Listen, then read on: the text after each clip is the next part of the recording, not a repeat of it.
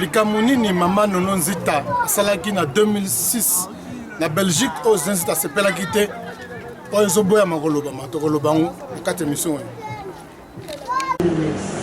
2006 ezalaki nino peut-être ozobomaki mabe ezalaki epanda na ndenge peke juste ezalaki nini mabe ezalaki epana ngai mpe ngai ezalaki epana biso mibale ngai ezalaki epana biso ye asalemi maloba ngai apose acte na ndenge nini mama asalemi maloba ngai apose acte wana elekaki depuis 2006. Depuis 2006, comment ils ont eu depuis 2006. Le travaillement entre José Nzita et Maman Nono Nzita, ils ont pris la situation il y a 2006, où ils ont été en Belgique. Alors, ils ont quitté. José Nzita est d'accord avec nous, Maman Nono est en Kachakin. Alors, il y a un petit tiraillement, alors, le problème est en 2006, où ils ont eu un tiraillement entre José Nzita et Maman Nono Nzita. Et comment ils ont eu pourquoi tout le bélang? It will rise, it will rise, will rise, it will rise to thee, and it will rise, it will rise, will rise, will rise to thee. If there be peace, any love, if there is any joy, then let them rise. If there is any good, any just, if there is any grace, then let them rise. If there is any breath, any song, if there is any life, then let we are watching on you. Mbote na Balandinus sur émission Nabiso, l'œil de l'église, avec le pasteur Salomon Kaninga, l'aumônier de la diaspora congolaise. Alors, Toye Lisusu na ko sala réplique par rapport à la situation. Oyo yandeko Nabiso Nzita na Maman Nono Nzita ba tiraillement. Oyo jusqu'alors eza na ba point moko divergent na solution de mononité. Alors na kati ya émission oyo tokolobela. Peut-être la réplique, la réaction par rapport à l'intervention de Zenzita. Nous avons cru que Zenzita va faire une vidéo pour la réconciliation entre Yéna Moissinaye pour restaurer son foyer.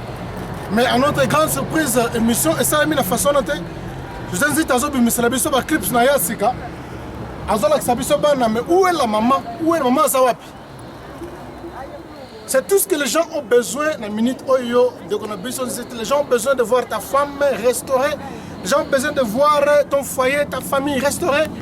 Alors, je présente une mission de clip d'album Masika. Comment expliquer? La Bible dit mieux vaut une bonne réputation qu'un parfum de bonne odeur. Alors, j'avais dit ça dans l'émission précédente que la réputation est tellement importante par rapport à talent 11 ans à Goyemba. Chaque chose qui a été montrée en scandale doit être réglée en scandale. Dans l'église, il y a des façons où les gens doivent régler les histoires. Les Camerounais sont salami d'une façon scandaleuse, il faut la régler d'une façon scandaleuse. Le problème là, maman, Nono Nzita, ils ont promu les gars qui ont raison et ils sont scandalisés d'une façon publique. Et il faut la régler aussi d'une façon publique. Il n'y a pas un moyen, il n'y a pas une solution pour faire les détours. Comme les situations, les gars qui par la chaîne de la télévision, les gars qui par le net, par les réseaux sociaux, les situations ils doivent être réglés aussi par les réseaux sociaux. Dans, par exemple, un exemple, si par exemple le couple Mibale, Babundi na Katandaku, et on donne le rapport à l'église ou au pasteur, sous discipline, ils sont secrètes parce que scandalisés par tes belletés. Mais quand même couple, par exemple, Bundi en public, ou bien devant l'église, devant les gens, il faut se penser à ce appelle public. La sous-discipline, c'est pour discipliner le reste de l'église dans la crainte ensemble, selon le rubrique de la Bible. Sous-discipline, on ne donne pas la sous-discipline pour impressionner Dieu. Sous-discipline, c'est pour créer la crainte de Dieu parmi les fidèles de l'Église. Alors, la raison pour laquelle le problème qui public, c'était exposé dans les réseaux. Alors, il faut régler ça aussi dans les réseaux. La restauration, la réconciliation des réseaux. Tu appelles ta femme, tu appelles le pasteur, tu appelles tout le monde. Alors, Bovani, et tout le monde ensemble, comme une famille, comme un foyer. Avec les pasteurs, vous faites une émission, il y a réconciliation. On va clamer pour vous, on va vous encourager, on va remercier le Seigneur, on va vous encourager pour continuer. Voilà, le scandale par réseau doit être réglé aussi par les réseaux pour mettre du calme dans le peuple de Dieu. Tout ce que j'avais dit, alors nous allons faire la suite. Alors, il y a une chose, nous sommes dans la procédure de la réconciliation pour restaurer un foyer qui a été détruit par un témoignage où le diable est derrière le foyer. Alors tant que les hommes de Dieu, la Bible dit, nous avons reçu le ministère de la réconciliation. Dieu nous a donné un ministère de la réconciliation. Nous sommes là pour réconcilier les couples. José Zita et Maman Nono, compte tenu des problèmes qu'ils traversent dans leur foyer. Comme je l'avais dit précédemment, avec Dieu, il y a la soumission, il n'y a pas la collaboration. On ne peut pas collaborer avec Dieu. Donc, quand on collabore dans un embêté, il n'y a aucune place dans la Bible, on soutient le divorce. La seule condition qui permet un couple, selon leur but biblique, de divorcer, c'est l'impédis, l'adultère de l'un des partenaires. Alors, si par exemple, un partenaire tombe de l'adultère, là où la personne peut avoir l'accès maintenant à divorcer s'il ne peut pas faire la tolérance. Mais dans les cas contraires, il n'y a aucun cas, on ne peut pas divorcer par les rumeurs. Les cas où maman nono nzita à Salaki, en Belgique, à Salaki en Congo, je suis au courant de ça, mais compte tenu, il y a la déontologie pastorale, je ne suis pas permis dans le bango. Mais maman je nzita, il pamboli ensemble, on ne détruit pas la bénédiction de Dieu. Les Kamosala maman je nzita, moi je te blâme beaucoup.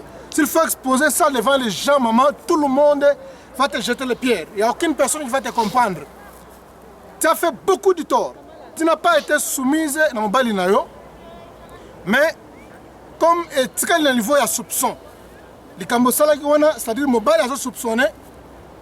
Et il n'est pas encore sûr si c'était vrai ou si ce n'était pas vrai. Mais compte tenu, il y a un passage biblique, la Bible ne dit pas que le mariage doit être détruit ou bien il y aura le divorce compte tenu à soupçon. Soupçon est ça la makate, il soupçon qu'on peut détruire le mariage. Les soupçons ne peuvent pas détruire le mariage. C'est-à-dire il y a que s'il y a des preuves que nous voilà, ils ont le salam qui non, ils assurent que non. Maman alors dans les cas là nous soutenons le divorce si vous n'allez pas tolérer mais si dans les cas contraires il n'y a pas le divorce, nous déclarons avec la dernière énergie, c'est la réconciliation selon la parole de Dieu. Avec Dieu on ne peut pas collaborer, avec Dieu c'est la soumission. Avec Dieu c'est la soumission. La Bible dit non au divorce. Ceux qui sont évêques, ceux qui sont pasteurs, ceux qui sont bishops, ceux qui sont pasteurs sont à divorcer. La référence c'est Jésus, le repère c'est la parole de Dieu, la référence c'est la parole de Dieu. Nous rentrons dans la parole de Dieu, n'admettez pas le divorce. Alors vous devez vous soumettre à la parole de Dieu, réconciliez-vous pour restaurer votre foyer. Vous allez poser sur l'émission publique pour montrer que non, vous êtes réconciliés avec votre femme et votre foyer est restauré. Voilà, nous allons continuer. Maman, non, c'est vrai que le Cambo Salagiwana c'est intolérable. Ceux qui te lobby en awa, je suis au courant de ça, ceux qui te lobby en awa vraiment, et je pense bien aux scandales Makas, ça sera vraiment de tonnerre, ça sera panique. Makas n'est pas le Congolais, mais tout ça la poste au Lobangote, mais je pense bien maman qu'aux ongles sur le Camonate au Salagiwana, c'est un grand péché qu'aux ongles en sur tes mamans. Les gens au Bundapo, il faut un abus de la restaurer, mais pour encourager de ne plus le faire, bangan zambe maman. Tout ça, soyez soumis. Dans la Bible, on ne parle pas que non, femmes, aimez vos maris. Et la Bible parle de la soumission. La Bible dit, femmes, soyez soumises à vos maris, afin que s'il y a quelques-uns qui ne croient pas à la parole, qu'ils soient gagnés sans la parole, par la conduite de leurs femmes, en voyant votre manière de vivre chaste et réservée, et non pas cette parure extérieure qui consiste à des cheveux tressés, les ornements d'or ou le vêtement qu'on revête, mais la parure intérieure qui est cachée dans le cœur d'une pureté et d'une crainte de Dieu. Ainsi que vous serez semblable à Sarah, qui appelait Abraham son Seigneur. Et c'est d'elle que vous êtes devenus des filles en faisant ce qui est bien. Tout ça, vous avez la soumission, vous avez solo qu'on a plus tout la ceux qui, par exemple, les Camoyo Sali Awa, on répète au moment, en tout cas, désolé, on va croiser les bras, Toroti Kabino vraiment, Bobundati, comme ma façon, alors, tant que les hommes de Dieu, nous sommes là, les ambassadeurs de la paix, nous sommes là, nous avons reçu le ministère de la réconciliation. Nous nous efforçons quand même de faire un abino, nous avons assala en sorte que vous allez réconcilier. Alors, nous allons continuer. Voilà, un message, je voudrais m'adresser précisément à Paris. Il y a un Ndekonabiso, je vous invite avec la marraine. Je pense bien que vous avez la chose entre vos bonnes mains. Alors, nous avons confiance que vous allez nous aider jusqu'à ce que vraiment, nous aurons vraiment un résultat qui est palpable, un résultat qui va donner de la joie au Seigneur, un résultat qui va donner vraiment la consolation dans le peuple de Dieu.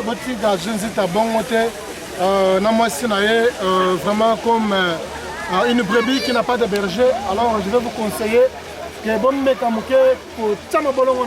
priez le Seigneur pour que vraiment le résultat y a malamu ezala na kati ya situation wana bino ba paré na maré na sana confiance mingi donc vous n'allez pas nous décevoir, vous allez faire quelque chose pour le prestige de l'église corps du Christ évidemment.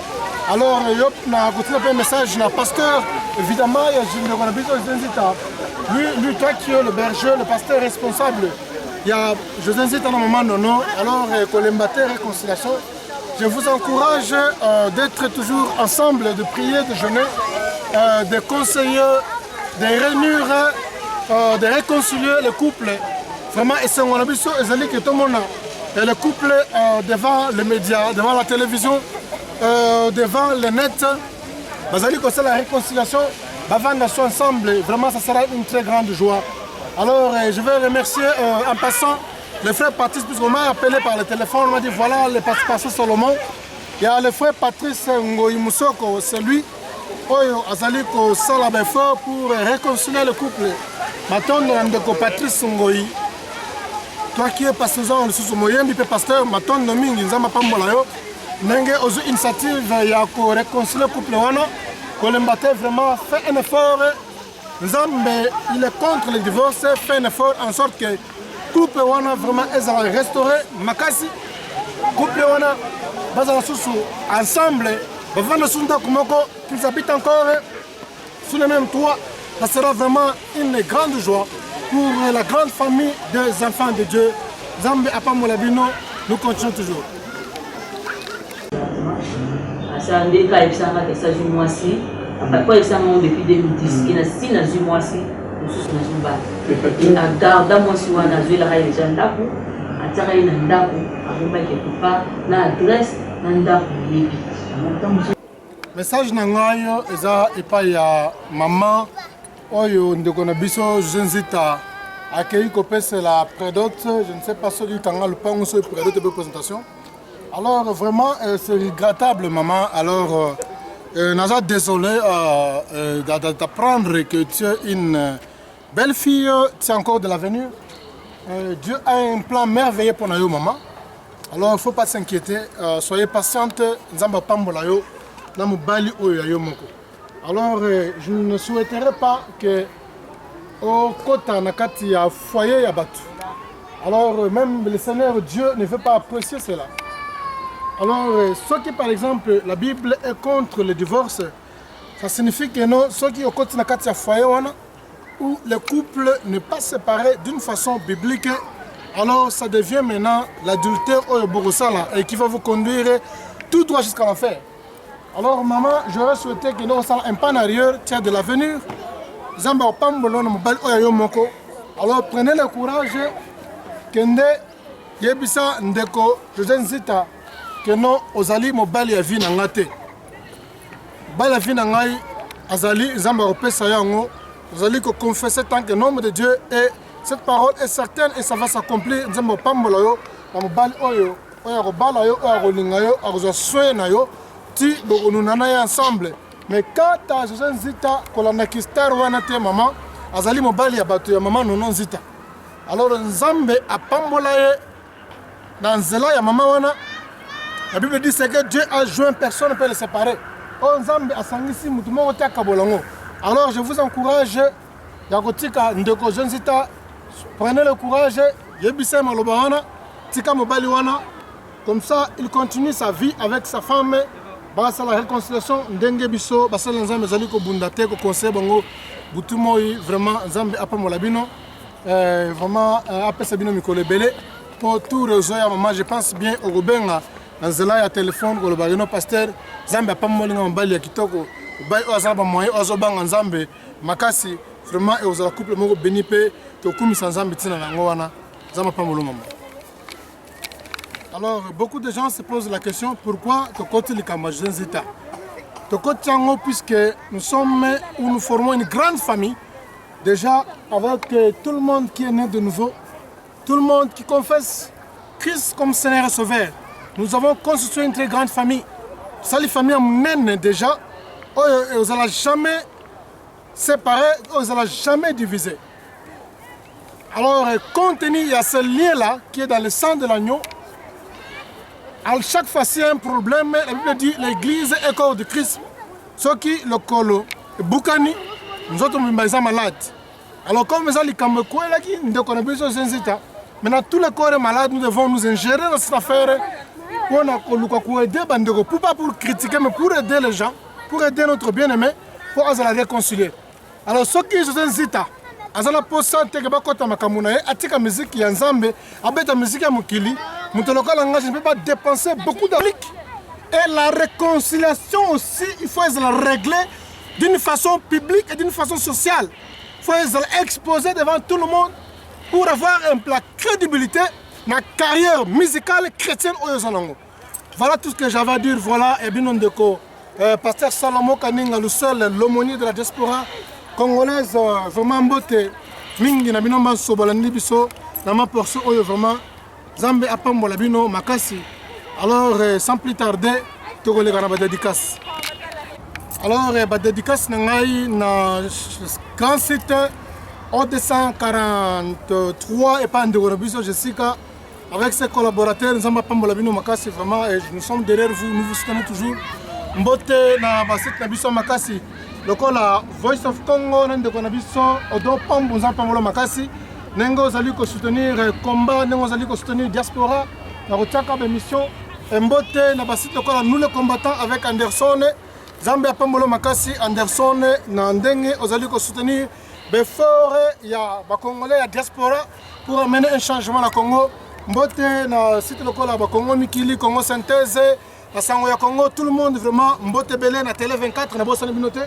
Après, si je ne pas, il y a un pasteur Sanival, l'ami dans la carrière, il y a presse, il y a journaliste, alors derrière la caméra, c'est toujours Gelor Swani, la personne qui dort avec la caméra, qui se réveille avec la caméra chaque jour.